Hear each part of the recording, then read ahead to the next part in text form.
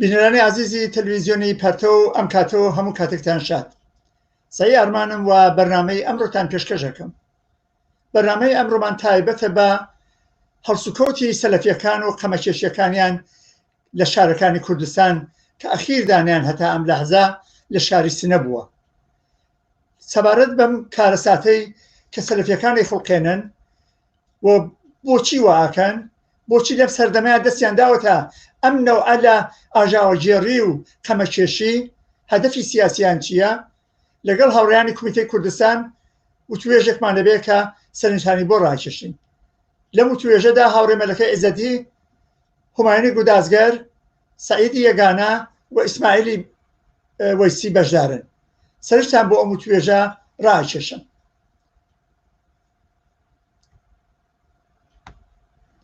هاورێ مەلەکە سەرەتا ڕوخسەت بدە لە تۆ دەست پێ بکەم، وێڕای بەخێراتن لە تۆ و لە باقی هاورێیانی تر. ئەکرێ بە وردی بۆ بینەرانی تەلەڤیزیۆنی پەرتە و باسکەی کە ئەم ماجەرای سنە چۆن بووە و چۆن دەستی پێکردووە و جزئیاتێکمان بۆ باسکەی بۆ ئێمە و بۆ بینەران. فەرموو. مەمنون هاوڕێ سایی، سڵاو بۆیەوە و مێهمانەکانتان و بینەرانی تەلەڤیزیۆنی پەرتۆ. ئەو جۆرەکە خەبەر بە ئێمە بێگا ئەم تەحەڕکاتە و ئەم مزاحمەتکەلە بۆ مەردم لە شار سنە هەفتەی گوزەشتە لە جێگەی کابوو بەناو فەرەجە کە ئیجاد مزاحمەتیان کرد و ئەفراد وابەستە بە سەلەفی بۆ تعدادی لێنا منجەر بوو بە گویا بە دەرگیری و بەرحاڵ خاتمە پێیا کردو. منتەها لە حاجیاوە دوێکە یەکشەممە دوی خورداد ابتدا ئاوا بووگا ئەمانە لەناو حاجیاوە حزوریان بووگا ظاهرەن ژنێک ئەو جۆرەوە ئەوان علاقەیان نەبووگەوە تەوەقعیان هەست کە ژن حجاب لەسەریا بێ بە دیدێک کە ئەوان نسبەت بە ژنان هەسیان تەزەکوری گرگا تەزەکوریان داگە پێ کەسێک لە ساکنین ئەو منتەقا هاتکە جووا لەسەر مەسئلە تەک ئەوە دەرگیر بووبن و زەخمی بووگا و دوایەوە مردم ئیتڵایان پێیا کردەوە کەم جەمە بوونەوە لە محەوەتەکە ئەوان دەرچووبن بە دلیلەوە تعدادیان کەم بووگا یا بە هەر دلیلێ ئەوان دەرچووبن و منتەقەکەیان خاڵی کردگا. مجدداً بە تعداد فرەترەوە بە موتور و بە قەمە و بە سوورەتگەلێکە بە ماسک پوشیاگا هەڵەگەڕنەوەتێنەوە بۆ حاجیاوە و هەر لە ئەو منتەقا مستەقەڕەون و دەسەکەن بە بەرحاڵ ئەزیەت و ئازار و مزاحمەت لەفزی جوانەکان و مردم منتەقەکە ئەمە متەوەجیەون و هەڵەگەڕنەوە حاجیاوە مەحەلێکی گەورەست، محلێکە کە عمومەن بێسڵا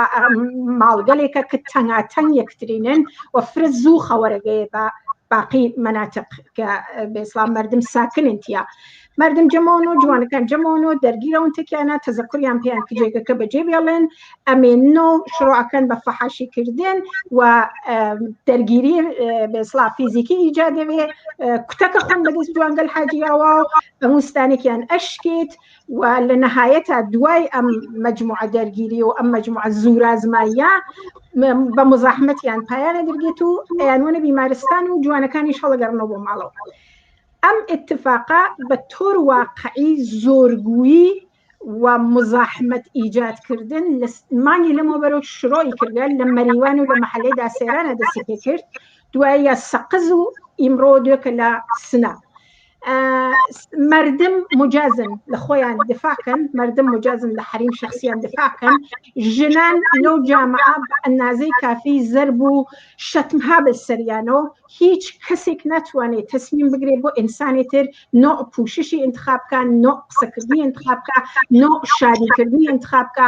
مردم ئازادن مەشروب خۆن، مردم ئازادن هەڵپەڕن، بڕەقسن، ئاواز خوێنن، بێنە دەرەوە هەر جۆرەگەرێکیانە زندگی بکەن. نە سەلەفی نە جمهوری ئیسلامی لە تێی 42 ساڵان نەیتانیدا مردم بەم ئێتاعەتە مطلقە وادارکە کە ئەو جۆرە کە حکوومەت گەرەکیاوە نیروگەل مەسەوی گەرەکیانە مردم زندگی خۆیان ئەو جۆرە تەنزیم کەن. هەر حرەکەتێ لەو شارە قطعا بدون هیچ تردیدێ تەک ئەم مقاومەتە ڕوبەڕوو ئەوێ و سەلەفیگەلەشی منتظر بن کە جوال و سەختی ئەدرگێتەوە. هەر عامڵی ئەوێتە باعث کە ئەوانە محتاج قدرەتە بکەن پوڵگرتنە لە نیروگەل منتەقا، پوڵگرتنە لە کشوەرگەل ئێرتجاع منتەقا، هەر شتێکە شلکردن جمهوری ئیسلامیە بەنشلکردن جمهوری ئیسلامیە لە مقابل قوڵدوری سەلەفیە، هەر چیکە هەست سەلەفی جواوەگریتەوە مردم ساکت لە مقابڵیانە دانانیشن و ئەمە بکەنە ئاوێزەی گەشتیان بە تۆر واقعی دارسێران دەرسدا پێیان حاجیاوە دەرسی پڕ باشترێدا پێیان. زۆر سپاس هاوڕێمەلەکە. دێمە لای هاوڕێ هومایانی گودازگەر. ئەکرێ بۆ بینەرانی باسکە ئەگەر شتێکی ئیزافەت هەیە بۆ ئەم باسی کە هاوڕێمەلەکە باسی کرد، حەزەکەم ئەو پرسیارە لە تۆ تەرەف بکەم کە سەبەبی چییە دوای ساڵها سەلەفیەکان کە لە کوردستانە خەرێکی کار بوون و ئێستا خەڵکیان ڕاکیشە بە لەو لای خۆیان، ئێستا تر کەوتونەتە فازێکی تر، کەوتونەتە قەمەکێشی مزاحمەتی ڕاستەوخۆ بۆ خەڵک. ئەکرێ بەوردی بۆمان باسکەی چ لە دارسێرانەوە کە دەستی پێکرد چۆ سەقز و چ دەرسێکیان وەرگرتوێستا بۆ لە سنام کاراکەن. فەرموو. منیش ڕێز و سڵام هەیە بۆ خۆت و میوانەکان و هەروە بینەرانی خۆشەویستی تەلەڤیزیۆنی پاکتەوە. وەک ئێوە باستان کرد ئەمانە هەر جوویان هەیە لە کوردستان. بەڵام ئەگەر باسی شرایەت بکەین، ئێمە ئەزانین کە شرایەت جامعەی ئێران و لەوانیچە کوردستان بەرامبەر بە ڕژیمی هاری ئیسلامی گۆڕاوە. ئێمە ئەزانین کە خەڵک ڕۆحیان هەیە و تەکسەی جاران بەسەریانەوە نییە. جمهوری ئیسلامی ئەو سەرکوزگەری جارانی نەماوە، تەماشای گورێ ژنان کە، تەماشای شوعاری جوانان کە، تەماشای یەکێتی و ئیتحاد کە، تەماشای بەدەمە و یەکتی چوون لە دەورانی کۆرۆنا بکە و زۆر فاکتۆرێکی تر ئەتوانێت ئەوەمان پێئێژێکە. ئەو جامعە بە قەوڵی فارسەڵێ ئابستنی تەحەوڵاتێکە لە داهاتووە و تەحەوڵاتەکە بەتایبەت لە کوردستانە کە سابقەی سۆکولاریزم چەپ و ئازادیخواهی مۆرێکە کە 42 ساڵە بەناوچاویەوە، ئەمە هەموو کەس ئەیبینێ. لە ئەم شرایەتە ئەم جەماعەتە مرتەجەعە پێیان وایە کە شرایەتی بۆ ئەوە ڕەخساوە کە ئەوان مقدارێک دەرتر لە جاران بێنەمەیان وە لە ئەم تەحەوڵاتی ڕوو بە ئایندا ئەوانیش بەرە هەڵگۆشەیە بۆ خۆیان بگرن. ئێمە وەکو کەسانێک کە فعالینی انقلابی 57 بووین، ئەبێ بۆ 2-3 نەسڵی دوای خۆمان بگێڕینەوەی ئێستا کە دقیقاً لە زمانی شاو هاتنە سەرکاری جمهوری ئیسلامیشا لە کوردستان ڕوبەڕووبین لەگەڵ ئەم سەحنا. لەو وەختا مفتیزادە مەکتەبی قورئان و ئەمانە هۆساریان پچڕێک و عەلەی چەپ و جوانان و ژنان و ئەو کەسانەی وەکە ئازادیخوا بوون، ئەوانیش بە ناوی ئیسلامەوە، بە ناوی دفاع لە مەزهەبی خۆیانەوە ئەین ئەمانەیان کرد و لەو وەختیشا خزمەتیان کرد. هەموو کەس ئەزانێ ئەمانە خزمەتیان کرد بە جمهوری ئیسلامی، هەموو کەس ئەزانێ ئەمانە پەلکێشی جمهوری ئیسلامیان کرد بۆ ناو کوردستان و ڕۆڵەی خەڵکیاندا بەدەستیانەوە و شەریکجر من لە ئیعدام و کوشتاری هەزاران نەفەر جوانان لە کوردستانە. بەڵام ئێمە دیمان خودی ئەمانە بەچی پشت گەرم بوون. ئەم شرایەت من وتم فەرقی کردووە. فەرقەکەی ئەوەیەکە ئەو وەختە ڕژیمێکی هار تازە نەفەس هاتووە سەرکار، پشتیوانی ئەمان بوو، پشتیوانی ئەوان بوو ئەو وەختە. بەڵام ئێستا سەلەفیەکان ناتوانن پشت گەرم بن بە شتێکە پوچەڵە. ئێستا جمهوری ئیسلامی ئەو موقعیەتیە نییە وا ساڵ 57 بووی تازە خەریک بوو شاخوشانەی ئەکێشا لە تەواو جەماعەت خۆی کەفتە سەبەر پەلامەر جامعە، لە نەتیجە ئەمانە پشتیاندا بە دیوارێک کاگڵیەوە، پشتیاندا بە شتێکی پوچەوە و هینیان نییە و ئەو شانزیانە نییە و تەنانەت ئەوانە دڕەندەی و لە کوشتارا بووە. ئێمە دیمان ئەو وەختە ئەوان هەرچەند کە داردەسی جمهوری ئیسلامی بوون دوای بوون بە قوربانی. لەوانەیە ئێستا جمهوری ئیسلامی فرەتر لەوان ئیسفادە بکات لە زمانی مفتیزادە بۆ ئەوە ئەو ئانە ئەگەر دەورانی قەدرەتی بوو ئیسە دەورانی زەعفیەسی ئەوە کە ێژن ئەمانە هەن لەگەڵ جمهوری ئیسلامی ببن و نەبن سابتی کەیت و سابتینەکەی جمهوری ئیسلامی لیان ئیسفاداکە. ئەمانە کەمینی جمهوری ئیسلامی عەلەی خەڵک چونکە جمهوری ئیسلامی خۆی ها لە زەعفە قەتعاً لە سۆزی ڕۆژە هەر وەکو مفتیزادە ئەیان خاتە زیندان و بازم قولەپای ئەوانیش ئەشکێنێ جۆرایە. بەڵام ئیمڕۆ بۆ سەرکوردکردنی خەڵک بۆ هاتنە بەرامبەر بە خەڵک لە شرایط و ئەحواڵی ئەعترازی و معتەرەزی جامعەی ئێسای کوردستانە قەتعاً خەڵکیان لێ وەرئەگرێت. ئێمە لە ئەو زەمانە کە من عەرزتانم کرد بەلاخەرە بەرامبەر بە مەکتەب قورئان و ئەمانە وێساین و شکستیانماندا لە زۆر شوێن. شاید کەسێ بڵێت هەر وەک من وتم ئەگەر شکستاندان بۆچی دواتر ئاوایان بەسەر هاتووە بەسەر جامعەی کوردستانیانە هاورد. بۆ ئەوە کە ئەو وەختە جمهوری ئیسلامی ئەوەڵ دەمی بوو، ئەوەڵی عەربەدەکێشی بوو، ئەیتوانی پشتیوانی بکات لە ئەوانە لە مەکتەب قورئان و لە فڵان و ئەمانە. بەڵام ئێستا جمهوری ئیسلامی خۆی احتیاجی بە پشتیبانی سەلەفی هەیە، نەتەنیا ناتوانێت پشت ئەوان بگرێ بەڵکە خۆی ها لە وەزعیەتێکی زەبوونە. ئەمە ئەوە بە ئێمە ێژێ کە لێدان لەمانە زۆر ڕاحەتترە تەنانەت لە لێدان ئەو وەختەی کە ئێمە لە ساڵ 57 بەرامبەر مەکتەب قورئان و ئەوانەی کە لەلایەن کۆنە ئاغاوات و کۆنە ساواکی و جمهوری ئیسلامی و بە هەموو جۆرە پشتیوانی ئەکران ئەمە ڕاحەتترە ئیمڕۆ لێدانیان. ئەگەر گەرکم بێ باسی شرایەتکەن بە نظر من ئەم دوو شرایەتە سە شەرتێکی سەخت جمهوری ئیسلامی و بەدەستەوەگرتنی ئەم جەماعەتە مرتەجعە شەرتێ تریشی تەحوڵاتێکە کە هەموو کەس گەرەیەکێکە لەناو ئەو تەحوڵاتە جۆرهایە بەرنامە و پرۆژەی خۆی باتە بەرەوە کە ئەمانیچە وەکو جەماعەتی مرتەجع بەرنامە پرۆژەی خۆیان قەتعەن هەیە بەڵام بە نظر من کە هیچ شانسێکیانی ئەگەرەوە وەختان بێت دەتوانم لەسەر ئەو قسە بکەم و دەلیل بێنەوە وەکی شانسیانی بەسەر چاو دێمەوە بۆ لای تۆ هاوڕێ هوماین ڕێگەم بدە بچم بۆ لای هاوڕێ سەعید یەگانە سەبارەت بۆی کە سەلەفیەکان لە مەریوان شکستیان خوارد خەڵک بەرهەڵستیان بۆەوە زۆر باش بەریان پێگرتن بۆ نیان هێش درێژە بدەن بە کردارە چەپەڵەکانیان چوون بۆ سەقز بۆ ئەو جار بۆ سنە چۆنە لەگەڵەوەیە کە ئێسازانن گاردێک لە مقابل ئەمانە شکڵی گرتووە ژنان پیاوان لاوان خەڵکیی زۆر لە عەلەیهیانن و لە نەزەر خارج لە بواری فیزیکیشەوە لە نەزەر فیزیک عەقلیەوە لە نەزەر فکریەوە خەڵکی کوردستان لەگەڵ ئەم عەقلیەتە بێگانەیە و نەیانتوانێ خەڵکێکی زۆر بەلای خوا ناکێشن کەمایەتێکی زۆر ناچیزن بەنسبەت میلیۆنها نەفەر خەڵک لە کوردستانە سەبەبی چییە؟ سەرڕای ئەمە هەر دووبارە پێلەگریمی خوان درێژەکەن بەڵێ سعید میسلام هەیە بۆ ئێوە و بینەران وەروە میوانانی ئەم بەرنامە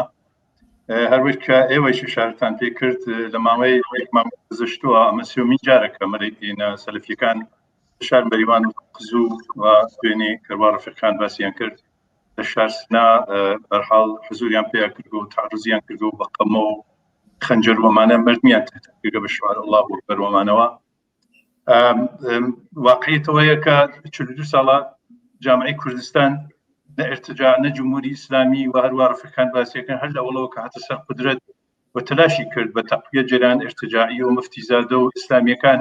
عەلەی ئینقلابیون و عەلەی مبارزات خەڵک و تەحوڵاتێک لە جامعەی کوردستانە دەستی کرد و حمایەتیانی بکات و بیاتە گشت جنبش ئینقلابی لە کوردستانە و جێرانگەل ئینقلابی و کۆمونیست و سوسیالیست و ئەمانە واقعیتەوەیە کە جامعەی کوردستان ژێربار ئەم زڵم و زۆر و ستەم و ئێرتجاع ئیسلامی نەتوجا ئیسا چۆن نەکردێت بچنە ژێربار زەخت و زۆر و نازانم قەمەکەشی سەلەفیەکانەوە هەر بۆ دەیلەسە بە نەزەر من هەر لە ئەوە ڕۆژەوە کە ئێوەش ئیشارەتان بکرد لە مەریوانە کە ئەمانە دەستیان کرد بە تەعەڕوز زۆر بە دروست مردم دارسێران جوانان و ژنان ئینقلابی هاتنە بەیان بەرپەرچیان داوە کردیانیانە کونا و دوێکەش لە شارسنا هەروە مردم جۆر تەعەڕوزیان داسەوە گەرکمەوە بێژم کە جامعەی کوردستان جێگای ئێرتجاع و سەلەفی و مرتجعین ئیسلامی نییە هەر لە ئەوڵەوە لە 42 ساڵ گەزەشتەوە تا ئیسا جامعەی کوردستان بەرپەرچی ئەگەسەوە تەحەڕک و چزانم هاتوچووی مرتجعەکان و ئیسلامیەکان و ئیسەیج حاضرنی جامعەی کوردستان بە نەزەر من حزور سەلەفیەکان و قەمەکەشی و چەق و کەشی سەلەفیەکان قبولکەن حاضرنین ئیجازە بدەن کە سەلەفیەکان وەکو جمهوری ئیسلامی بە ئازادی و بە مەدەنیەت و بە خۆشی و شادی مردم لە واقع تعرضکەن و ئیجازیانە پێنادەن و بە نەزەر من هەم لە مەریوانە هەم دوێکە لە کوردستان لە شاریستان بە نەزەر من نیشانیان داگا کە ئیجازە نادەن نە بە هیچ مرتجعی لە هەر کامێکی بێت چ شیعە بێت چ سنی چ سەلەفیەکان ئیجازە نادەن ئەمان خۆی مردم لە 42 ساڵی گذشتە ئاگادارن بەتایبەت لە چەند ساڵی گذشتە اتفاقاتی کە داعشیەکاندا لە سووریە و لە موسڵا ئەنجامیاندا ئەو گشتە جەنایەتیانە بەرپا کرد ئەم تەجروبە مردم کوردستان هەیان سیانەوە ئیجازە نادەن بە نەزەر من لە مەفرەتر و ناوی ئیجازە بدەن بە تۆر واقعی لە مەفرەتر بە ئێستا سەلەفیەکان تەحەڕف پێیاکەن بە نەزەر من ئەم مەسەلەشی جدی بگرێت لایەن خەکەوە لەوە جدیتر پێگیر وا ئیسە جدین بالاخره ئەمانە من بارها باسم کردە لە سایە ئەم جمهوری ئیسلامی ئەمانە ئیمکان تەحەڕف پێیاکەن ئیمکانیانەوە گەر جمهوری ئیسلامی نەبایەت و دەسەڵاتی نەوای بە نەزەر من ئەمانە ئەسڵەن و مەطلقەن نەیانەتوانی حضور پێیاکەن نەیانتوانی حضور عەلانی پێیاکەن نەیانتوانی ئاوا بنە ناو خیابان ئەلبەتەکەشیکەن و تەعەڕوزکەن بە مردم بە نەزەر من ئەمە جمهوری ئیسلامی وەکو سایە ئەمنێ بۆ ئەمان و ئیجازە دافیان جمهوری ئیسلامی بەتایبەت لە شرایطێکە کە خودی ئەم ڕژیمە لەلایەن مردمە مورد تعرضە مورد نفرەتە مبارزاتی زۆر وەسیع عەلەی جمهوری ئیسلامی دەستی پێکرا جمهوری ئیسلامی بە نەزەر من هۆسەرمانەیە بەرکردگە بۆ ئەوەی کە عەلەی مردم هەڵیان خڕنێ بەرحاڵ تحریکیان و تەسیر بنە سەرم فەزا لە نەتیجە بە نەزەر من ئەبێ فرە جدی بگرگن تعرض نەبوو ئێمڕۆ بەڵکو بوو داهاتووی کوردستان جامعەی ئێران بەرحاڵ دەستخۆش تەحوڵاتێکە ئەمانە هەر لەیس و خەریکیان خۆیان نیشانەدەن بۆ ئایندەی کوردستان ئەزان ئازادی خوازی و جنبش انقلابی لە کوردستانە قەویە ئەزانە ئەگەر ئەمانە شکل بگرێت جمهوری ئیسلامی سەرنگون بێ بەلەخەر ژێفای ئەمانە خاڵی وێ هەر لەیس بە نەزەر من خەریکیانە بەر لەوەی کەم اتفاقی کەفی خۆیان حضور خۆیان لە جامعەی کوردستانە نیشانەدەن لە نەتیجە هەشی جامعەی کوردستان مردم ئازادی خوا کرێکاران و زەحمەتکێشان و جوانان ئەمانە جدی بگەنەوە بە نەزەر من بەرپەرچیان بدەنەوە لە هەر کوێنێکە حضور پیاکەن ئەلیان دەست بکەن بە تعرض و قبوڵی نەکەن کەمانە حضور پیاکەن.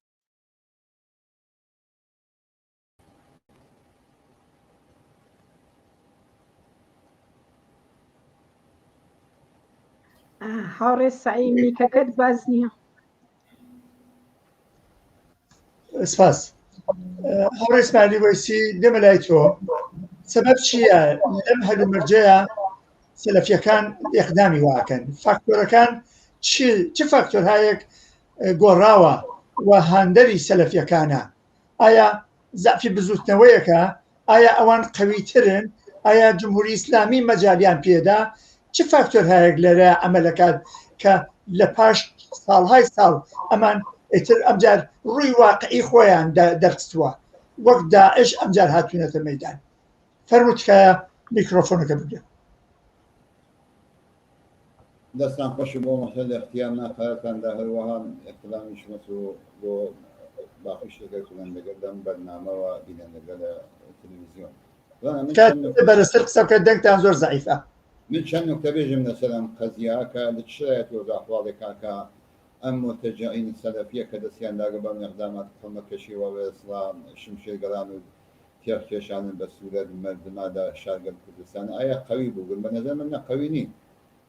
ئەمانە هیچ قەوی نەبوو بوون بەڵکو کاملن هەنە ئەو داخواڵێکە کاملن زەعفە. بەڵام بۆ چ ئاواکەن ئەزای چۆنەبا من چەند شت بێژم بڵانە کل لە حەرەکات ئەمانە بووگە لە مانگە مایا بووبە لە مانگ مەیا کە مەسەڵ وەخت تەواشاکە دوم شتانە حکوومەت ئیسلامی ئێران لە جامعەی کوردستانە کە جەوفەزایکی ئەمنیەتی بەقایەتێکە کە بە هەر شێوەیە کە بۆ بکن و کە بتوانێت کە مەسەن بە بگیروبەند و حکم زینداندان و احزابکردن فعالین کارگەری اجتماعیەوە جەوفەزایك لەڕە و وەحشت فراوکا کە مەسەن بەراسمکرد ئەوە ماهنی بەرگزار نەبێت. بەڵام کەوەکت تەواشاکە ئەمساڵ وەکو ویژەگیگەر وەکو تایبەتمەندیگەرێکی خاصکان لە ئەوەڵ مانیا لە جامعەی کوردستان دوای ساڵهای ساڵەوەاتەوە مەسەن لە شارسنا لە کامیێرانە لە مەریوانە لە سەقزە مەراسمگەر ئەوەڵ ماهنێ بەرگزار بوو و ئەمە جەو هەتا بە لە 11 ئودی بەهێشت سێشوارش بەر لەوەی چکە مەسەڵی لە شوێنگەر متفاوتە بە شێوای متفاوت فعالین ئازادیخوا بەرابەری تەڵەب دەستیاندا و بەێستا پێشوازکردن ئەوەڵ ماهنیەوە و مەراسمەکانیان بەرگزار کرد. و بەتایبەت لە شاری وەکتاکەوەڵی تۆ تەواشاکەیت کەوین لە محلەی غەفورە علەنەن جمهوری ئیسلامی غافڵگیر کریا بوو و بەئێستا ئەو مەراسم ئەوە ماهنێ بەرگزار بوو بە شعار اتحاد کارگەری اتحاد طبقاتی اتحاد کارگەر و دانیجو معلمین لەسەر مەوضوع ئەحواڵەکە چووبە لە مەریوانە چا لە مەراکز کاریا بوو لە بەئێستا مەرکەز شارە لە پارک شانوە بوو بەیانیان خوێندەوە لە سەقزە لە کامیێرانە ئەمانە تۆ تەواشاکە لە شایەتی وەداخواڵێکی ئاوەها بوو عەلەڕەغمەوە پەرەکەەکانی تۆزیاندا کە مەوقعیەتی کە جمهوری ئیسلامی هەیەی لە 42 ساڵ نەومەرەوە کە چه بەڵای بەس جامعەی کوردستان نابێت دوم جۆرەشتانە کە هێرشی کرد قەتڵعامی کرد زیندانی کرد و بەنەوەی کوردستان میلیتاریزە کردگەسەوە بەڵام لەبار سیاسی اجتماعیەوە خۆی چێزانێت کە هێشتا جامعەی کوردستانی تەسخیر نەکردا و جنبش ئازادیخواهی بەرابەری تەڵەبی بە جنبش کاریگەریەکەی و مەسەلەی ژنانەوە و مەسەلەی جوانانەوە و بەئێستا فەرمیکی پێشکەوتو و سکولار و مدرن لەو جامعە جنبشی واقعیە و جمهوری ئیسلامی بە هیچ وەجێ بۆی نەیتوانیگە ئەم جنبشە ئەقمشنی بدەن. جا لە شرایەت وەداخواڵیەوە کەم بەسا نمایشە مەسەلەی بەرگاری انتخابات ریاست جمهوری و شورای شار و کوردستان کە وجود بێت وەزانەی لە کوردستانە کە بەقەڵ معروفی لە 42 ساڵەوە بەرەوە وەختی لە فەروەردینمان و 58 لە مەسەلەی ڕۆژنامەوان مردم نەیانوت و عەمەڵەن نەوتنیان بە جمهوری ئیسلامی تا ئێستاکانی دامێ هەست ئەبینین لە شرایەت وەداخواڵیەوە کە ئەم سەلەفیگەرە لە ژێر چەتر جمهوری حمایەت جمهوری ئیسلامی کە هەر لە 2 هەفتەی گذەشتا کرێکاران شارەداری بانە کرێکاران شارەداری قوڕوە بیجار ئەمانە لە ژیانە سەخیابانەکان کە داوای کەوتیانە بەێستا دەستمزگای مۆڵەخۆن مەسەلەی مەعیشەتمان مەسەلەی بەێستا وەزیەت کاریمان ئەو داخواڵیشە بەێستا نانمانیە برسیمانیەوە بێکارمانەکەن نیروگەل ئەمنیەتی انتیزامی جمهوری ئیسلامی شکستیانی و بیایەتەوە لە مەحوەتەکە دەریانی کردە جمهوری اسلامی نازانێ بەڵام لەژێر چێت لە حمایەتی خۆیان هەوسار و لەغاو منتەجعین ئیسلامی سەلەفیین کردە کە بەسەر چۆن بەرامبەر بە ئازادی خای بەرامبەر بەرابەری تەڵەبی ئەمانە جنبشێکن وازانن مذهب بە طور واقعی لەبات سیاسی اجتماعی بە جامعەی کوردستان ڕیشێکی ئەمێقینێ وا ڕەفەکات وڵیاندا بەسەر مەسەلەی مەکتەب قورئانی جیاوازەوە کە فشاریان بۆ لەگەڵ کۆمونیستی و انقلابی و بەرابەری تەڵەب کە لە کوردستان دەریانیان کرد ئەو وەختە مەسەلەی ئەسڵیەکەی وەسە کە مەذهب ڕیشەیەکی اجتماعی ئەمێق لە جامعەی کوردستان نیە ئەم سەلەفیەکان جادان جمهوری اسلامی ئەمانە داوێت بۆ بەزایك لە ڕۆ بەخشێت ئەمانە هەڵسەری بۆیان چاوشەکە کە بەتایبەت لە مەسەلەی ئەوڵ ماهمێها کە بەئستا بۆ ئەوە کە بتوانێت ئەو جە و فەزای ئەوڵ ماهمەیە کە فراهم بوو کە نقطە ئاغازێ بوو نقطە عەطفی بوو بۆ حەرەکەتن بەعدی لەو جامعە بۆ جەمەش ئازادی خایی ئەو وەختە ئەمانەیەکە وە جمهوری اسلامی بەخۆ معلومەتی ئاگاهانە ئەمانەیە ولا جمهوری اسلامی ئەتوانێت کە بە شێوەهای متوانشیان ناسێت مەناکزیان ناسێت مستەکایان ناسێت تەحقیقیان ناسێت بەقۆڵ ماوەتی ڕەهبەرانیان ناسێت ڕێژەشتان و دانە بەدانیانی مشەقەت و ڕۆژدا ئەتوانێت بیانی گوێشکیان کێشێت ئەمانە داعشن داعش مثلا لە کوردستان عێراق بەناوی جوڵیەوەتەوە ئەمانیش دێرەوە کە هینیان کردگا لە دوای مەسەلەی بێسەر فاجعەی کە بەسەر شەماڵە داعش کرد ئەمانە لە شارشەوە گایەت و مردم ئازادی کردن بەڵام ئیسەچی کارمەتی جمهوری اسلامی هاتنەوە بەڵام ئەمە خەیاڵیان خوا بێت ئەگەر بێتە لەسەر مەسەلەی بێسا چیکردن تەوەقڵی مردم چ مەجلسی چەوشان ئەکێ بە تۆ ڕۆشن مشتەقین کردێت وهم بە خودی جمهوری اسلامی وهم بە خودی وەسان مەرجعینی سلەفی ويا تحت عنوان نال في مسألة كوني قري أم جرشتانا وقول معلومتي رجع شارو رجع حملي قبل تايو جامعة متى مسألة سياسة يعني أو جو كذا كذا أول ما همين على كل سنة هو شاكل للسقط مريوانو سنة أمس شارع أسيك أول ما همين على اسمحاني الشارع كان بالجابو جو فزايك في ذا وجمهوري إسلامي أواهي لغوا معناه شركة الجا وبوج رقم كشيء من سنة دس مردم خوش بهم المريوانا وهم للسقزات وهم لشعب سنة بسنة جولة يقل بحاجة ويأكل ماشي لاقفيت ومشي قدام ده. زۆر سپاس هاور ئیسماعیل بۆ ڕوونکردنەوەکەت. دێمە لای تۆ دووبارە هاور مەلەکەی هێزەتی. ژنان لە کوردستانە بە تایبەتی لە مەریوانە خۆیان لە مقابل جمهوری ئیسلامی و بە تایبەتی سەلەفیەکانە خۆیان نیشاندا. و لە تووری 42 ساڵی ڕابردووە هیچ خەباتێک بێ ئەوان نەدەچۆ پێشەوە و ژنان دەورێکی جدیان بوو چ وەکو چەکدار چ وەکو تەشکیلاتی نهێنی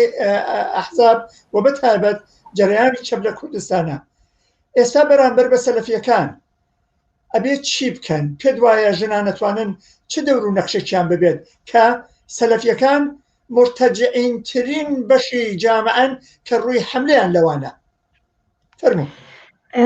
ممنون هارسایی وایە وەکە تۆیژی واقعیە ضعیفترین حەڵقەیان انتخاب کردم سەلەفیگەلا منتها ئەمە فقط شەڕ ژنەکان نییە شەڕ جامعە شەڕ ئازادی خوازی و بەرابەری تەڵەبی و ئینسانیەتە لە مقابڵ کەسانێکە کە دژ ئینسانیەتن دژ ئازادین دژ بەرابەرین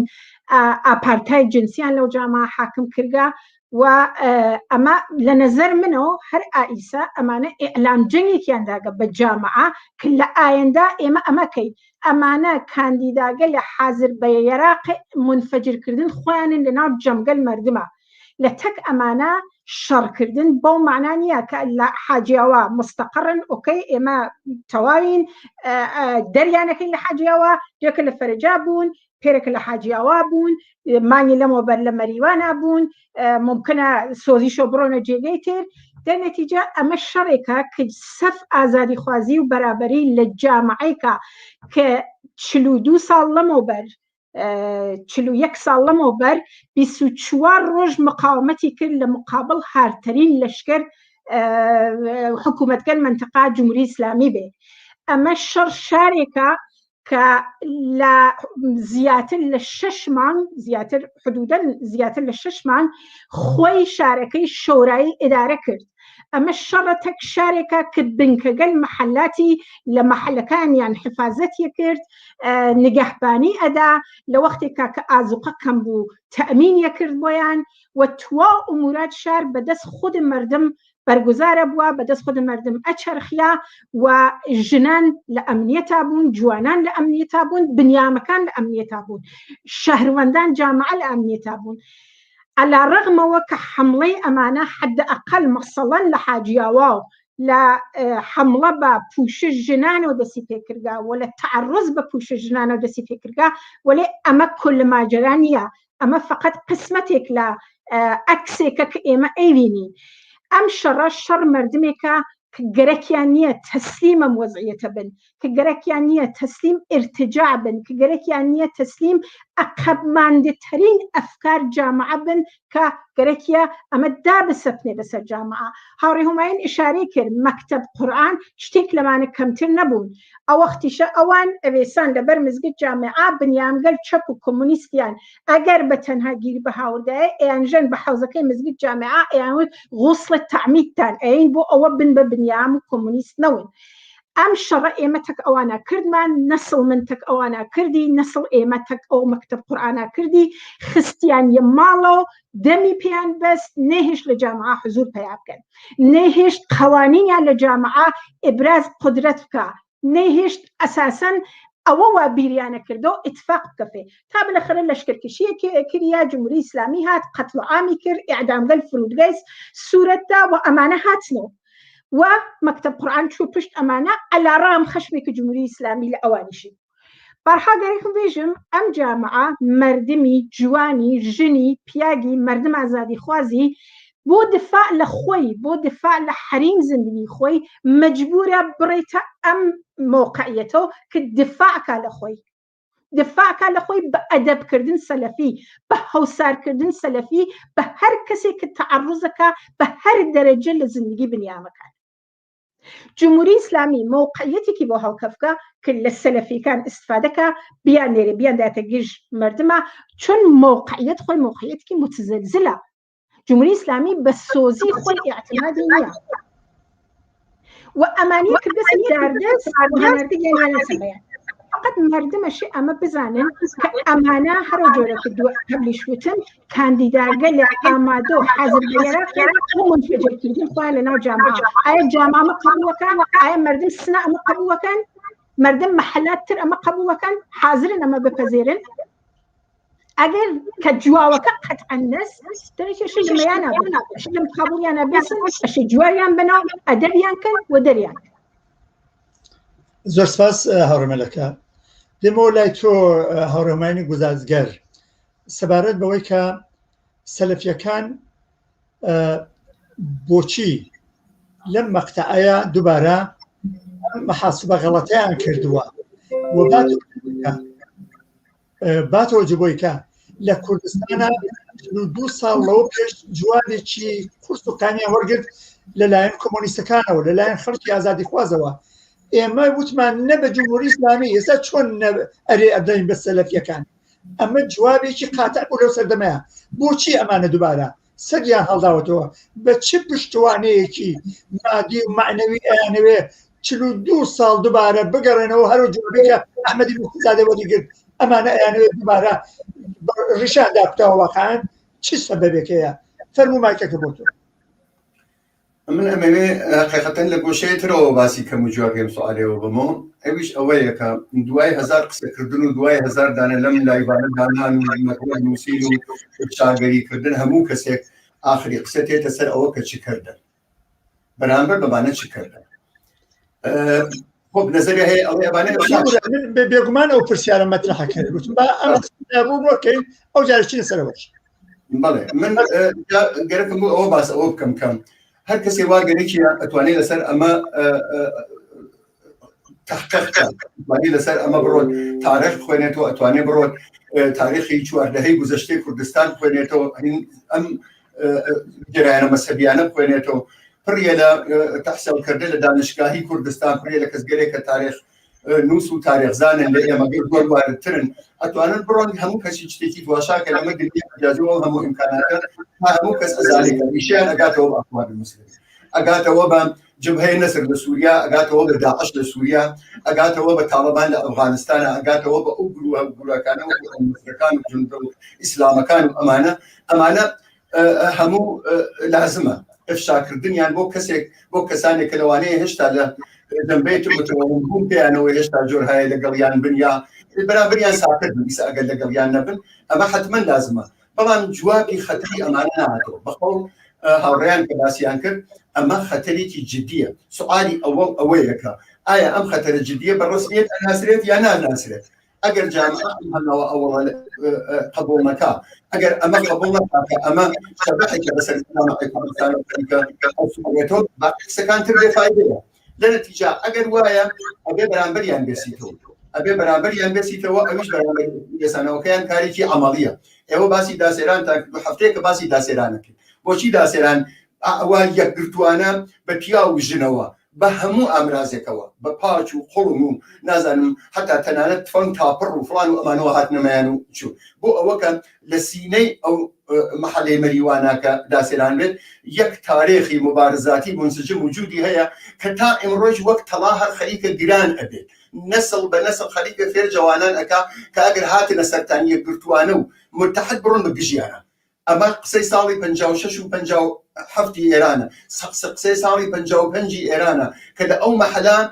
دەیان و سەدان نەفەرژن و پیا بەرامبەر بە ساواک و کۆنەمالکان و تەواو ئەو کەسانە وازە بۆ زۆریانیان ئەکرد تارێخێکیان خڵقان کە هەر ئێستاش لەسەر ئەو تارێخە خەریکن ئیدامە ئەدەن بە دفاعکردن لە حیسیەت و کەرامەت خۆیان جا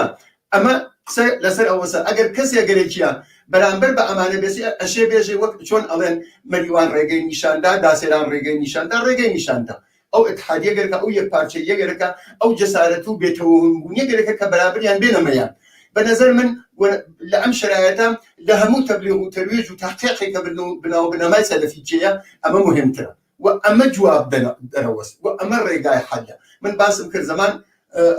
مەکتەب قورئان دروستە تەبلیغ و هین ئەکرا لەگەڵیان بەڵام تا ئێمە لە مەریوان سپای مسلح و دەفتەری و مەقڕی مسلحی سپاکەیانمان خەڵق سەلاح نەکرد هێشتا هەر خەریک بوون پەرەیان لەسەر هەر هێشتا خەریک بوون شای مەریوانیان مەحاسرا کرد هەر هێشتا خەریک بوون هەڕەشیان نەکرد لەژێر هەڕەشیان نەکرد لە مەحەسڵ پێیان ئەوە سەرڕوت یعنی ئێشە شتێ مەڕایی مەڕانە بە دەورسەریەوە بووای بەڵام وەختی لێیانماندا ڕایان کرد تا هەمان نەوێسان ئەبێ سەلەفیەکان بڕۆنە بۆ هەمان چۆن ئەچنەوە من ئەزانم ناتوانن وەک ئێستا وەک ئەو عانەی ئێمە مسەلحانە بێن دەوریان بگرن بەڵام هەزار شێو هەزار ڕێگە هەیە هەزار ڕێگە هەیە ئەوەڵی ڕێگە ئەوەیە کە ئەگەر شەورای هەیە ئەگەر کومیتە هەیە مەحەلاتی هەیە ئەمیشە کەوتووە سەر شانی ئەرکی ئەمیشە کەوتووە سەر شانی مەوازی لەگەڵ جمهوری ئیسلامی مبارزەکردن ئەمیشە کەوتووە سەر شانی کە تەگبیر و ڕاوێشکن بێژین لەگەڵ ئەمانە چۆن بجوڵینەوە ئەگەر لە مەحەلەی فڵان ئەگەر لە فەیزاوە جوڵیانەوە مەسەڵەن لە شارسنا لە ئەم مەحەلەکەیترەوە بڕۆن بەدایانەوە ئەگەر لە مەحەلەی ئوستادیۆ مەریوان جوڵانەوە داسێران نابێت دەست بێتەبان دەست ئەبێ بڕۆ بەدایانەوە شەورا ئەشێ ڕاوێشکان خۆی سازمان بدەن و بێتە ئامرازێ بۆ بەرامبەرکێ لەگەڵ خەتەری سەلەفیگەری کەس خەتەرێکی واقعیە کە گەرێکی ئیدامەی ارتجاعی ئیسلامی بدا لە سۆزی ڕۆژە ئەلێ ژن ئەلێ ڕۆژنامە فرۆشی ئەلێ کتێب فرۆشی ئەلێ ئازادی بەیان ئەلێ ئەوە کە من گەرەک مەقسەی خۆم بکەم و ڕۆشنگەری بکەم لە موردی مەزاهبەوە ئەلێ هەموو ئەمانە گەریکیە ئەوە بکات ئەڵبەتە هەر وەک ڕەفەقەکانی باسییان کرد خەیاڵی خاوە بۆ ئەم کارە زۆر کار ئەکرێت تەنانەت تەزاهوراتی خیابانی شەکرێت کە سەلەفی لاچۆ لەبەر ڕێگای ئێمە ئەگەرنا ئێمە ڕێگە و پێ نادێت نابۆ سەلەفی تەنانەت کردێت تەزاهورات کرێت تەعادڵ قوایەترا شعار بنووسرێت ئیعلامە بخرێتە ماڵیانەوە سەرانیان شناسایی بکرێت بۆ ئەم کارە فقط هێزی خەڵک و هێزی خۆمان بە نەزەر من ئەشێت تەکیە پێ بکەین باقیەکەی نا تماشای ئەحزابی ناسیۆنالیست کرد تماشای حیزبی دموکرات و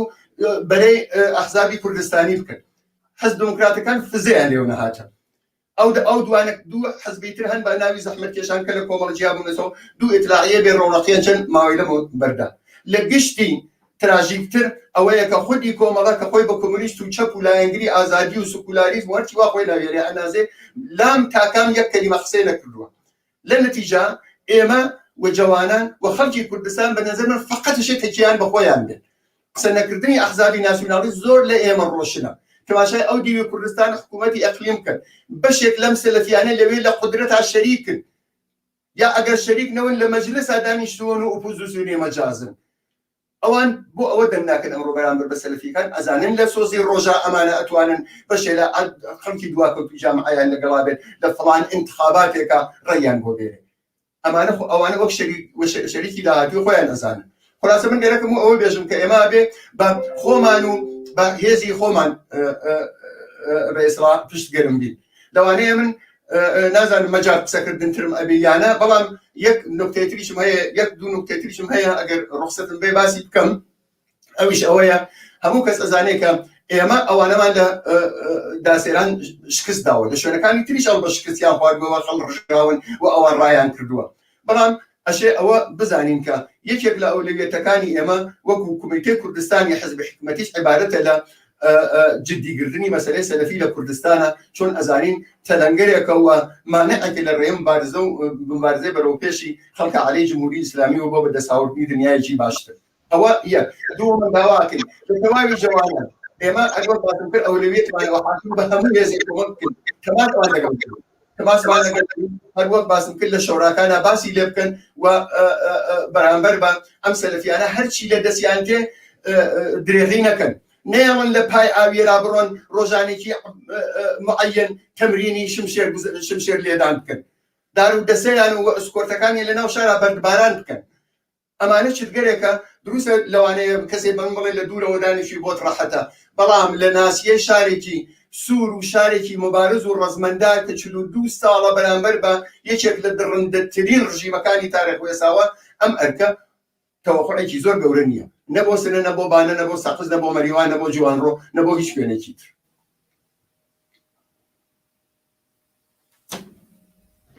سپاس دەکەم هاوڕێ هومایۆن بۆ ڕوونکردنەوەکەت تەوان نەمویست بچمە سەرەوە بەڵام مەجالی کافی هەبوو بۆ ئەوەی کە بچینە وردەکاریەوەی کە خەڵک بێت چی بکەن چون ئەمەوان نییە ئێستا دارسێران چوونەتە دواوەیتە تەواو سەرهەڵ نادەنەوە یا ئەم مزاحمەتە لە جێ چکە ئەمانە وەکو دمەڵێکی چرکین وان لە واقعا ئەبێ بنێ ڕەت بنە بڕیان بکەیت دێمە لای تۆ هاوڕێستایی یەکانە ئەکرێ بە وردی ئەو مەواردەی کە چۆن یەکگرتوو بین چۆن ڕێکخراو بین و چۆن ئەمە بە بەردەوامی ئەم گاردە لە مقابل سەلەفیەکانە وجودی ببێ کە ئیبرازی وجود نەکەن و قەمەکێشیان نەتوانێت کاریگەر بێ و کۆمەلگا مختلف بکات بۆ شیرازەی جامعە تێک بدات فەرموو هاوڕێستایی دەزانی چۆنە من لە قسەکان پێشویشمان ئیشارەم کرد ئیسەیش معتەقد کە جامعەی کوردستان نەتەنیا جامعەی کوردستان لە هەموو شوێنێکا بنەزەرمان مردم دەبێت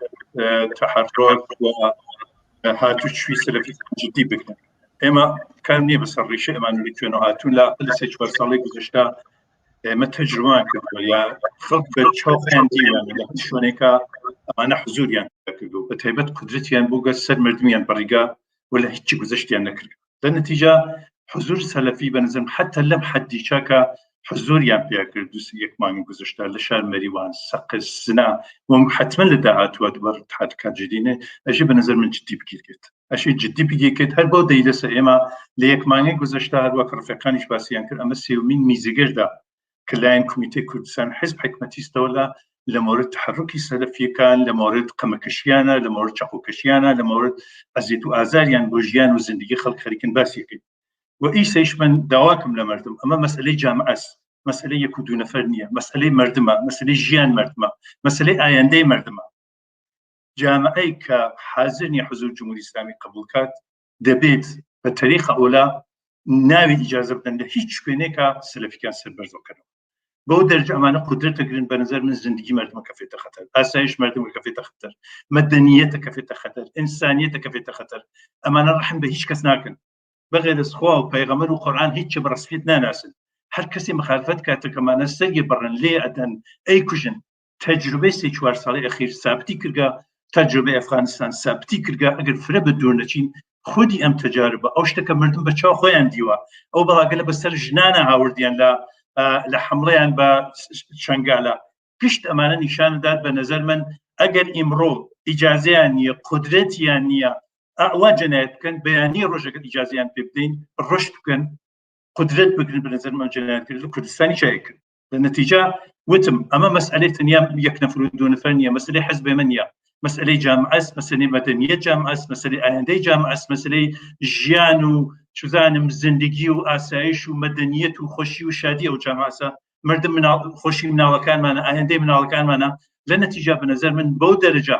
کە تەک جمهوری ئیسلامی و تەک زەخت و زۆر و خەریکی مبارزاکەین بۆ ئاسایش و ڕفا و بۆ ئازادی بۆ دەرجە بە نەزەر من لە پاڵ ئەواشێ سەلەفیگەر جدی بگرین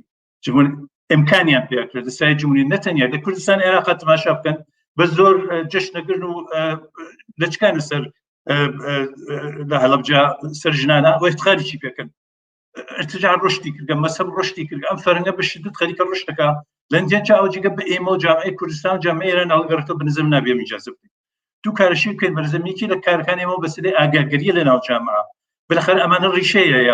ئەوەی کەمانە ڕشتەکان ڕیشەیە لە ناو جامعە فەرهەنگ عەقب افتادەی مەسەبی ارتجاع وجودی هەست بۆیە ئەم بنیام گەلا بالاخره لە بەتن ئەم فەرهەنگا خەریکن ڕشتەکەن ئەمە یەک مەسەلە فەراتر لەوە بەنظرم هەروەکە ڕفێقەکان باسییان کرد بەنظرم لە هەموو ئیمکانێ دەبێ ئیستیفادەکەین بەر بە ڕشتی ئەمانە بگرین بەر بە جەنایەتەکانیان بگرین بەر بەوە بگرین تەعەڕوز بکەن بەر بەوە بگرین حوزور پیاکەن لە خیابانە لە هیچ مەجامعێکە ڕێگای ئەوەسە کە مردم متحد من هەروەکە ئشارەم کرد مەسئلەی مردمە مەسئلەی ئەموو مردمە مەسئلەی جوانانە ژنانە بە تایبەت مەسئلەی ئەو جامعە دەبێ هەمووی ئەو جامعە بە هەموو ئیمکاناتی کە بچینە گشت ئەم ئێسڵا سەلەفیەکانە بچینە شەڕ سەلەفیەکانە مبارزەیان تکاکەین ئیجازەیان پێ نەدەین لە هیچ کوێنێکە حوزور پیاکەن هەر کەس بۆ ئەنازە کە ئەتوانێت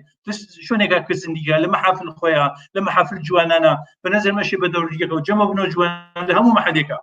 هاوفکریکەن بەیەکە و نەخشە بکێشن و ئیجازە نەدەن هەر شوێنێکامانە حوزور پیان کرد و خەنتاڕوزیان پێ بکەن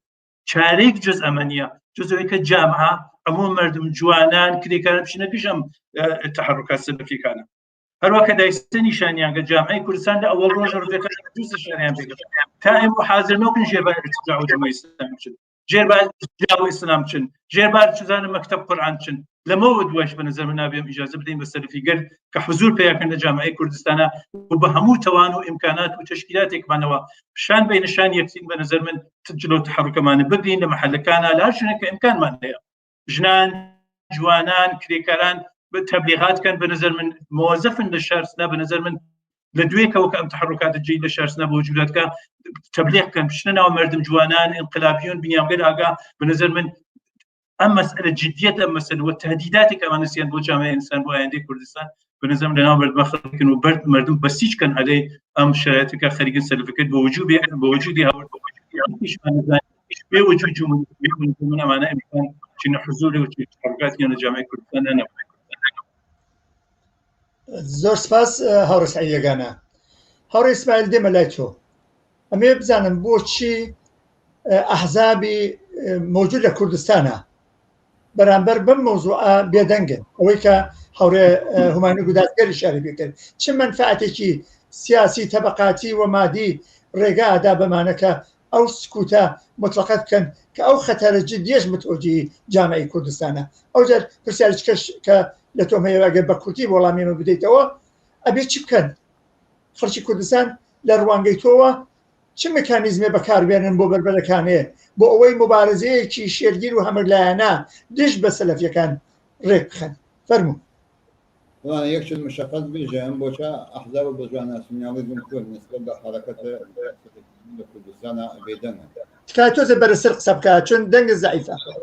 ئەگەر بیرکرد باسیری بکەین ئەتوانین بێژن ئەمانە بەنەوەیەک یەک جنبشن بەشێکیان نوێشن بەشیان نوێژ نەخوێنن هەڵواکە مەسەن حدوداً چەند ماڵەوە بە خالد عەزیزی بەخسی لەسەرەوە کرد مفتی زادە ئەوی لە سنبلهای ارتجاع ئیسلامی و مەسەن لە کوردستانە لە تەقابڵ تەک هەمبەستگیکی اجتماعی سازمانی یافتە کە لە جامعەی کوردستانە بووەمانە کە بەێستا ناچاریان کە کوردستان بەجێ بێڵی تووشگەمانە و خەتا بێستا جریانە چەک و ئازادی خەڵک بووە لە کوردستان کە بەڵخاڵ جوابی دیریاوە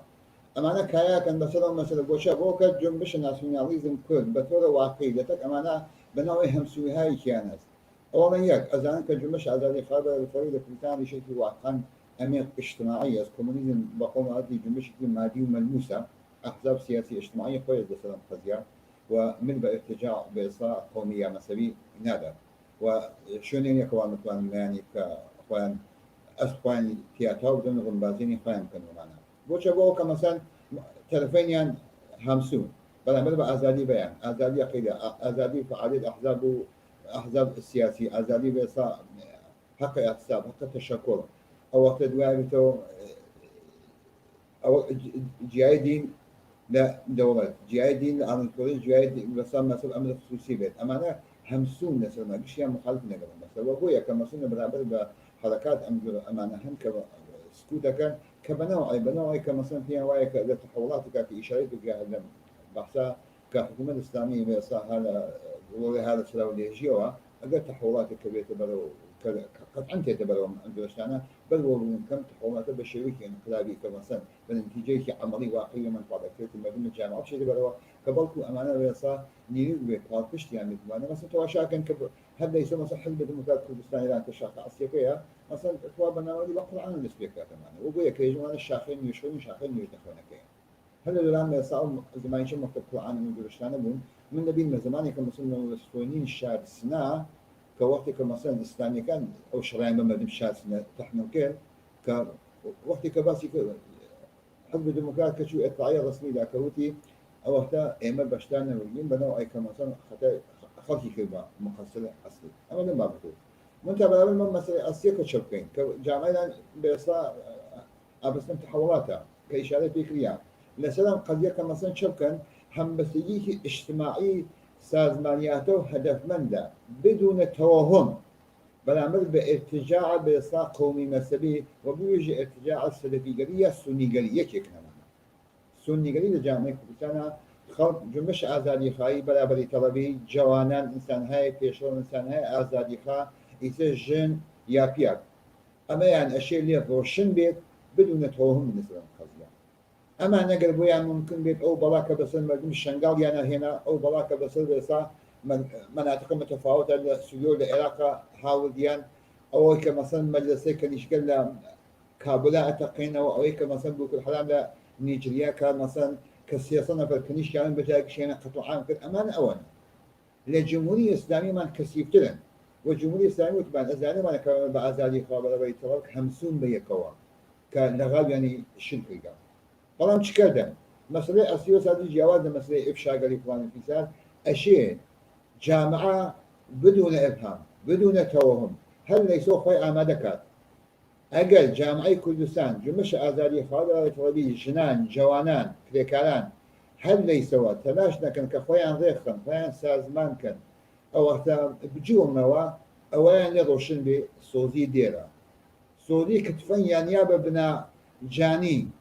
إنسان هاي آزادي خابر بيتربي كأي كان هل واكل حاجة كديان شونا فرجة لداسلانا كديان دعايتو للسقزاك كديان صوزي ممكن كمصين من الخبرات يقول كنا محلية غفوري شاف خبرات يقول عند الشاسنا وش يكون محلية غفور أول ما بتقول علني أشكال هنا بالجزار كل شو اللي جاخذ يعني تهديد كذا أي كنا وكذا ده أشكال بنزل من تاني على جي وسا بحث كذا سر مسؤولية كنترول محلات قبل أن نشارك كل سنة وبتعب الشاسنا مسؤولية صام محلات إيجاد بنكاية محلات وكبدس خلق كنترول يا كذا هاورێ إسماعیل دقيقة فرمو أو كبيصة لكل محلات الجوانان وأزل خان إنسان هاي في شغل خان يبقى بسهولة الشبكة لكل محلات بيكون متصل بين لستحصل كل سنة بيكون متصل بين بسهولة الشبكة وقت هيكلي واحد لبرابر اتجاه عوا لهالكونة كذا الشركة كذا كامل بينما يعني هيكلي واحد بين وهل يسوى تلاشى وغن كهستهاي مسلح هستهاي مقامات فاين بروج مبادئ شون أمانة زاني شون أبقى قدرة السازمانية في اجتماعي بقى قدرة بقوات مسلح بون تودهاي مردم ويا بتقول السجية إخوانا دانا نرجع أمانة تانية زوان زور قدرة فانا وما تانية رجايا كالجامعة بدون توهم فاين سازمان بن متشكل بن وبتقول مخفيانا هستهاي بيصام مسلح وأول روج من ذاك بيصام سنة من روج تعين كذا كتير بدوا قاعد كذا واحد مش قاعد هاي بيتر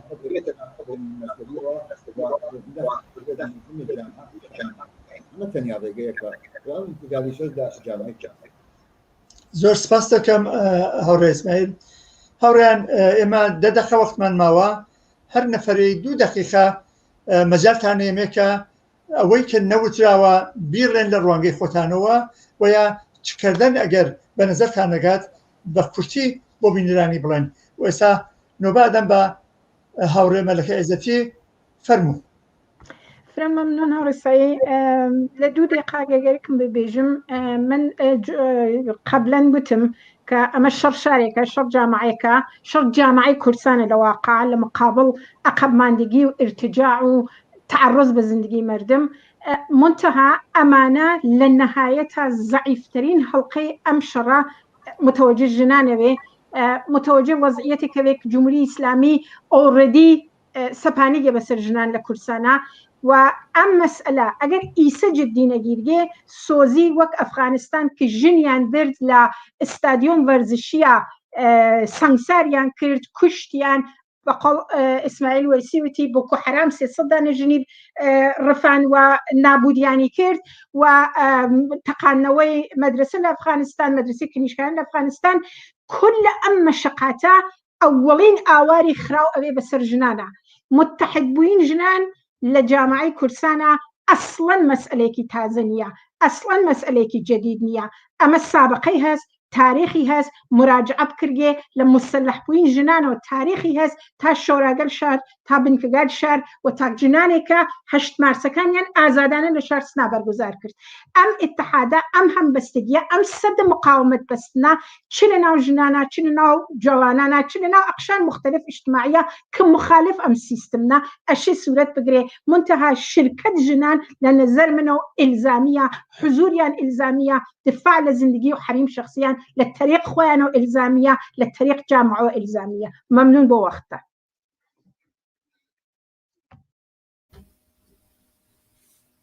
هاوڕێ سەعید میکەکەت مجددەن باز نییە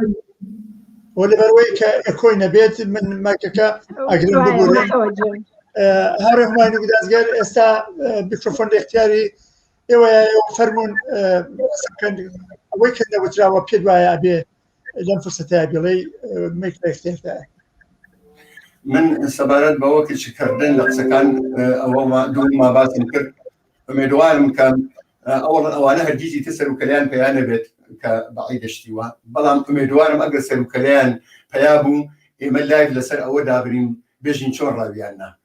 چۆن بەرامبەریان وێسان ئەمە لایەکی لایەتر من بە مەسەلەیەکە دوو مەسەلەی ئیشارەکەم کە هاوڕێیان ئیشاریان پێکردی کە مەسەلەی ژنانەکە هاوڕێ مەلەکە ئیشارێ پێکرد بە تۆر واقع یەکێک لە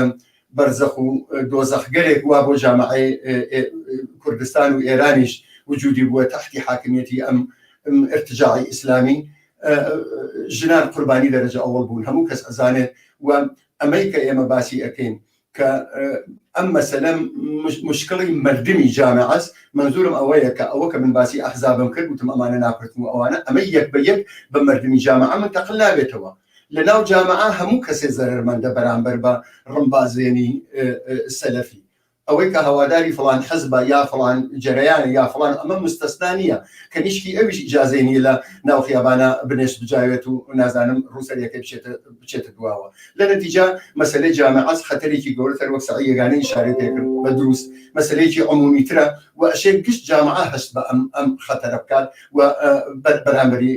بێسێتەوە مەسەلەیە تر کە من گەرەکمە ئیشارە پێکەم ئەویش هاوبەستەجی و ئیتحادە لەبین ڕەهبەران و بنیامگەرێکە کە لە هەموو مەحەل و شارێکا وجودیان هەیەکە تو کۆمەڵانی خەڵک و تودەگەری خەڵک لە مەحەلە لە مەحەلی کار حرفشنەویان لێیان هەیە یعنی بەگویان ئەکەن ئۆتۆریتەیان هەیە ئەمانەیە دەستیان بە دەستێکەوە بێ ئەبێ لەسەر ئەم قەزیە ڕاوێشکن هاودەنگ بن دوای ڕاوێشکردنەکەیان و دوای هاودەنگبوونیان بۆ هاو ئەمەڵبوونیشیان بە نەزەر من ئەشێ بۆ خۆیان مەکانیزمگەریان بێ سەلەفیەکان کاناڵ تەلگرامیان هەیە لە شوێنە کادانیکیانەکەوێتە خەتەر فەورەن هەر وەکو جنۆکە 50 نەفەر بە ماشینەوە حاضر ئەبێت بە نەزەر من ئەشێ جوانانیش ئەم شتیانە بێت لە شارەکانە نەتەنیا لە شارەکانە تەنانەت لە سەد کوردستانە لە ئایندا ئەگەر بوون بە خەتەرێ فرە جددیتر ئەشێ ئەم میکانیزمە هەبێت وە مردم و جوانان و ئەم بەرەی مقاومەت بەرامبەر بە ارتجاعی سەلەفیە بتوانن حتا شار و شار بەدای یەکی شۆ بچین ئەشێ ئەم کارە بکەین ئەشێ دەنگی بەرز بازم هەروکو 42 ساڵی ڕابردوو بێژین لە کوردستان جێگەی ڕمبازێنی ارتجاع نییە کەس ئیجازەی نییە بێژێ ئەم موزیکە بۆچی لەم دوکانە بەرزە کەس ئیجازەی نییە بێژێ ئەو دوو نەفەرە بۆچی لەوێ ڕەخسین کەس ئیجازەی نییە بێژێ ئەو دوو کەسە بۆچی بە یەکەوە قساکەن لەو پارکە ئەو بچوو کوڕە بۆچی دەستیان ناو دەستیەکە جامعە پۆزەی جمهوری ئیسلامی لەسەر ئەوانە بە خاک ماڵیەوە ئیسە ئێوە چکارن لە نەتیجە شتێکی عمومی ئەگەرەکەم بوو فقط بەمە ئیشارەکەم هەروەک هاوڕێیان باسییان کرد و وەڕەتی تەنیا بەوە نییە کە یەک بە یەک ئەحزاب چێژن هەر وەک من باسم کرد ئەحزاب شوێن کەوتووی منافعی سیاسی خۆیانن و ئەوە من باسم کرد بۆ گوێنیشە ئەجوڵەوە لە بەرخۆکردن بە سەلەفیە ئەوە مەسەلەیەکی ترە وەێ مەسەلەیە ترکە ئەوە لەگەر تۆ سەر ئەمە ئەشێ چەپەکان و کۆمونیستەکان کە هەمیشە پێشڕەوی مبارزە عەلەیها الارتجاع بوون لەگەڵ باقی توێژەکانی تری جامعە و کولی جامعە ارتباطیان هەبێت بۆ ئەوە کە متحدانە بتوانن بەرامبەر بە ئەم سەرەتانە ڕاوەستن. زۆر سپاس هاوڕێ دێمە لای تۆ هاوڕێسایی یەگانە ئەگەر ممکنە سەبارەت بەمەی کە چۆن لە دانشگایە لە گەڕەکە لە دەبیرستانە لە شوێنی کارە لە هەموو جێک ئەم بەحسە مەترح بکرێت تا هێز بگرن تا یەکانگیر بێ هێزی هەموو ئەو خەڵکێک کە بەرامبەر بە سەلفی مۆزەعیان هەیە و ڕووی خۆشیان پێنیشانیان فەرموو. بەڵێ زۆر سپاس هاوڕێسایی لە قسەکان پێشویشمە ئیشارە پێکرد ئەمە مەسەلەی جامعە است مەسەلەی هەموو کەسێکە مەسەلەی ژنانە جوانانە دانیشتووانە کرێکارانە مەسئول گشتی و جامعە ئەسڵەن جا گشتە و جامعە بە هەموو ئیمکاناتێکەوە دەبێت بچێتە گشت سەلەفیگەری و ئێرتجاع ئیسلامی بە نەزەر من لە جامعەی جامعەی کوردستان لە هەموو شوێنێکە وەزیفەمانە بەتێبە لە دەورەیەکە کە مبارزە و ئێعترازاتێکی زۆر بەسەر لە ئێرانە عەلەی جمهوری ئیسلامی دەستی پێکرا و فەزایەکی زۆر سیاسی و ئێعترازی لە جامعە ئێران و لە کوردستانە وجودی هەیە لەم فەزای ئێعترازیە بە نەزەر من دەبێت لە هەموو ئیمکاناتی ئیستیفادە دەکەین وەک ڕەفیقەکان باسییان کرد هەمایون ئەم خۆشبەختانە شەبەکەکە ئیجتیماعی ئیمکاناتێکی زۆر وەسیع و ئینترنێتی هەیە کە منیان متوانین ارتباطاتێکی زۆر وەسیع بەرقەرار کە دانیشتووەکان لە دانشگا کلێکاران لە محیط کارە لە محافل خۆیانە جوانان هەر بەو شێوە ژنانان هەر بەو شێوە دەبێ حضور پیاکەن دەبێ قسە بکەن دەبێ مەشورەت کەن و لە هەموو ئیمکانی ئیستیفادەکەن بە نەزەر من ئیفشاگەری کەن و ئیجازە نەدەن لە مۆرد نەخش و دۆر و بەرحاڵ خەتەراتی کە سەلەفیەکان و ئەگەر قدرت بکەن ئەتوانن زیندگی مردم و ژیان مردم تهدیدکەن قسە باس کەن بەیەکەوە و هەموو ئیمکانی بشنە گشت ئەمانە نکتێتی گەگەرەکەم بۆ ئیشارە پێکۆمەوەیکی وەسەکە خب عقاید شخصی بنیاوەکان قابل احترام هەر کەسێک دەتوانێت هەر عقایدێکی بێ بۆ خۆی عقاید شخصی خۆیە منتها مسئلەی ئێمە مەسەلەی ئێرتجاع و ئیسلام و مەسەلەی ئیسلام سیاسیە کە لە قدرەتە هەست کە ئەگەر ئیمکان پیاکەن بەرحاڵ ئەو جەنایەتە بەرپاکن کە بەرحاڵم یەک ساعت گوزشتە ئێمە بەرەتوو کشتمان ئیشارەمان پێکردا لە نەتیجە ئەمە مەسئلەی هەروە کە ئیشارەم پێکرد مەسئلەی جامعە است مەسئلەی مردمە و ئایندە و تحوڵات بە نەزەر من بەشێک ڕەفتی هەیە بەوە تا ئەو دەرەجە تا چ دەرەجێک بە نەزەر من جامعە متشکل لەوێ و قدرەتمەند ئەچێتە گژ ئێرتجاع و سەلەفیگەری و بەرحاڵ هەر جەنبێک لە مەذهب کە ئەتوانێت مزاحمەت ایجاد کە نەبوو ئیمڕۆ بەڵکو بۆ ئایندەی مردم هەر بۆ دەیدە بە نەزەر مەسەلەی جدی کە لە نەتیجە خۆمان نەزانین ئیتر مەسەلەی ئێرتجاع و ئیسلامەوەی کە بە قدرت کەین چ ساڵێک گذشتە چ بەڵایەکیان بەسەر ژنانە و بەسەر جوانە چ محدودیتێکیان بۆ زندگی مردم ایجاد کردن لە نەتیجە وتم بەرحاڵ بەتوە ئیمکاناتێکەوەشێ چینەکە ژەمانەوە ئیجازی حوزیان پێ نەدەین زۆر سپاس دەستە خۆش بێ وەکو نەفەری ئاخر دێمە لای تۆ دوبارە هاوڕێ ئیسماعیلی وەیسی لە نقطەیەکە ئیشارە پێکردەوەی کە جامعەی کوردستان مەذهبی نییە بەڵام لە هەمان کاتە جەمعێکی زۆر نوێژەکەن ڕۆژوەگرن بەڵام هیچ ڕەبتێکیان بە سەلەفیگەریەوە نییە هیچ ڕەبتێکیان بە قەمەکزەنیەوە نییە و ئینسانیەتێکی دەرونی خۆیان هەیە وەکو ئەولای خۆیان خۆشەوێ بەر بە ئازادیە فەردیەکان ناگرن ئایا ئەم دوانە ئەکەی بە یەکێک یا شتێکی کە دەگەر هەیە فەرموو بڵانە ئەمانە دوو چ جیاواز دێن بەسا ئێمە واکە لە بەلانەکان حەسمان کردووە مەسەب یاشتنی یا مەزەب نیاشتن ئەوەختە ئازادە کەسێ حەقەتی کە مەسەبی بێ جایزە مەناسکای مەسەبی خۆی بەرگزار کات بژنانە ئیمکاناتی کەوا لازمەکە مەسەن بۆ ئێدامەهینەکان خۆیان گۆرەستان ئەمەی کاتمانی جیادین لە دەوڵەت لە ئاموشتەوەڕێژ لە قانین دەخەڵەتنەکردن بەسادی خصوصی مردم ئەمە بەحسی مشخصە مەسەب بڵانە دوو بەشە بەشێکی بەسان مەسەبێکی سازمانی یافتە مەسەبێکی سازمانی یافتە کە بە قۆڵ معروف دیگەم ئیسلام سیاسیە ئەمە فەرق دەکات لەگەڵ بەسا ئەنیکە بەسا ممکن ئەدخەلاتی معنەوی مردم بووین بەحسی ئەمە حتا بۆ مەجموعە لە ئەو دەرسەی کە بەسا بەتۆر معنەوی معنەوی کە بە قۆڵ معروف دیشی عبادەت خۆی کاتمانە نییە ئەم مەسەبە سازمانی یافتە کە صاحبی هەست هەمەی گرگە بەدەستەوە وەختە بوو بەسەرکردنەوەی دەسەڵات سیاسی نەکاتە لاشەوە کە جمهوری ئیسلامی تاڵەبان لە شوێنگەل متفاوتە داعش لە عێراقەکەبووی ممکن بوو گەرەیەکێ بە زۆر و قدرەت خەمە زۆر تفەن تۆمباران بۆمبارانکردنەوەختە دوای تۆ عەقاید خۆی بە جامعە تەحمیل کات ئەمە مەسەلێکی سازمانیافتە صاحبی هەز ئیمکاناتی بۆ خۆی گەلەکە گەلەوەی کە بێسا جامعە تەحمیق بە جامعە لە فەجار بۆ وەخشەتان کرد لەگەڵ کەسێکا کە بێسا معنەویان اعتقاداتێکی مەسەلە دووشی متفاوتە بەحث ئەم بەشەی ئیسلام سیاسیە نظام فەجار من تابڵانە لەسەر ئیشانەم کرد ناوسە بەردینیشمان کە بەرحاڵ بۆ ئەم مەسەلە بێ متوهم نەبی بەرامەر بەم ارتجاع ئەم جریانە ئەم بەشە مناو ئیسلامی سیاسی ئیسلام سیاسی بەشە تەشەوەیەکە بێ یا بەشە بێسا تەسەنەکەی کە بەتابێت لە کوردستانە کە بێسا مەسەلەی بەش تەسەنەکەی ئەمانە کە ضد بەشەربوونی عەلەیهێ بەشەرێک کە داوی شواسڵان بەش ئینجودا جامعە بێ خۆی متشکل کات خۆی سازمان بات هەل لەیسەوە شەبەکەیکی واقعی بەوجود بێ لە كل سەتاسەر کوردستانی محلاتە ئەمە تۆپەیەکە لە ڕەهبەران عەمەڵی و لە پێشڕەوانی بێسا جنبش نانا لەناو بێسا مەراکز کاری تۆلیدیە بەشای متفاوت صنعەتی خەدەماتیە ولا محلاتها او رهبران عملي رهبران عملي كمودي اعتمادا سيان بريهز اعتماد يعني فيها كان ابي هل سوفيان سازمان والشبكيتي واقعي شبكيتي واقعي جدا تبادل الاطلاع على يك شارع ده انا ما ده كان هستعين مقاومتيش من كده بس العاده بيجي هل يسوي بيسا مسألة هستهاي مقاومه قاده ازادي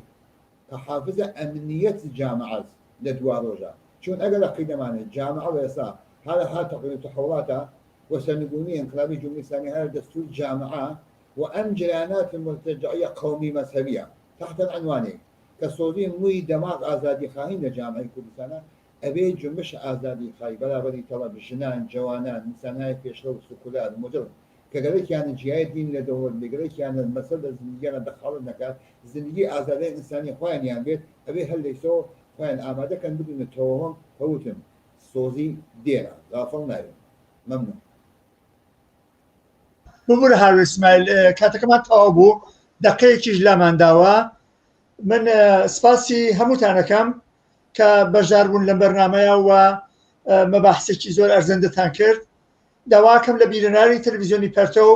بیرڕای خۆیان بنووسن بۆ هاورێیانی کۆمیتەی کوردستان لە پەیوەندیە بن قەتعەن ئەم هاورێیانە بە درێژەی 42 ساڵ خەباتی شێرگیرانە کە لە کوردستانە کردویان هەرکامیان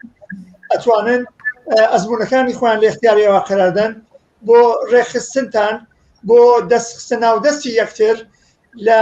مەریوانەوە هەتا مەهاباد و شنۆ هەتا ئیلام و هەر نقطەیە کە سەرنجەکان حضوریان ببێت هاوڕێیانی پێشرە و کۆمۆنیستەکان و خەڵکی ئازادی خواز ژنانی ئازادی خواز دێنە پێشەوە و پەیوەندی بکەن لەگەڵ کۆمیتەی کوردستان بۆ بەرەو پێشبردننی ئەم خەباتە شێرگیرانە و جدیە لە دژی سەلەفیەکان و دژی ڕێگرانی ئازادی و بەرابەری و عەدالەتی اجتماعی زۆر سپاسان دەکەم هاوڕێیان و سپاسی ئێوەش دەکەم بینەرانی عەزیز کە تا ئێستا لەگەڵمان بوون ببورن ئەگەر نەوا قسێکی بوو بەرنامەکەمان حتمما لە داهاتووە بەرتەرەفیانەکەین زۆر سپاس سپاس سپاس هاوڕێیان